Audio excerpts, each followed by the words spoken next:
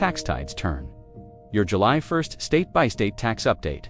July 1st, 2025, marked a significant shift in the tax landscape across numerous U.S. states.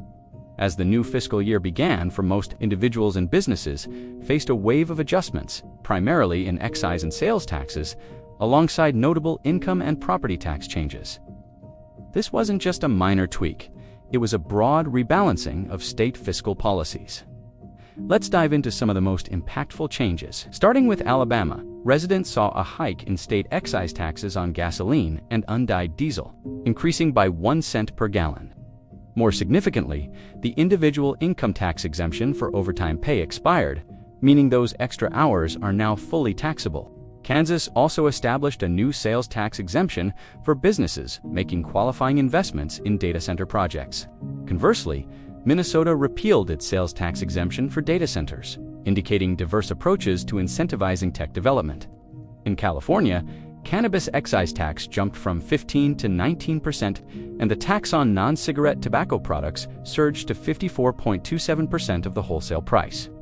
Kansas discontinued state property tax levies for specific educational and institutional building funds, now financing these expenses with general fund revenue.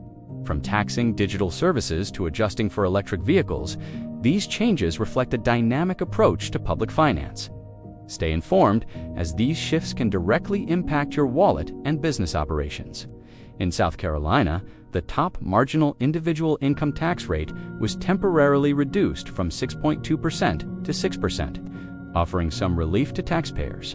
Washington made headlines with an increased estate tax exemption, but established a progressive rate structure with a top rate of 35% for estates exceeding $9 million, making it the state with the highest estate tax rate nationally. Gas tax rates also saw adjustments, with state excise taxes rising. Moving east, Illinois imposed increased taxes on sports wagering licensees and significantly raised the excise tax rate on e-cigarettes from 15% to 45% of the wholesale price. The state also expanded its definition of taxable tobacco products to include certain nicotine products and extended the hotel operator's occupation tax to short-term rentals. In Maryland, a substantial change came with a 3% sales tax applied to various business-to-business services, including data and IT services. Other increases included vehicle excise tax, cannabis tax, and sports betting tax, plus a new tire fee. The state's 6% sales tax was also extended to vending machine sales. Looking at consumer goods, Mississippi offered some relief by reducing its state sales tax rate on groceries from 7% to 5%. However, the excise tax rate on gasoline there increased by 3 cents per gallon. And Virginia all saw changes to their gasoline, diesel, or alternative fuel taxes, mostly increases. This reflects an ongoing effort to fund infrastructure and adapt to changing transportation methods. In New Jersey, the sales tax exemption for zero-emission vehicles was completely eliminated, making all eligible EV purchases taxable, and registration fees for electric vehicles also rose. Several states adjusted fuel taxes due to inflation or other mechanisms.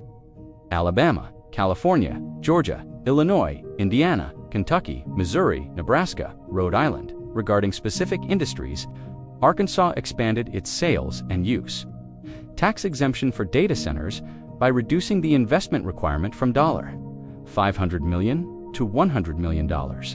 Property and income tax changes, while less frequent this July, were still notable. This July 1st, states are clearly adapting to new economic realities and technological advancements.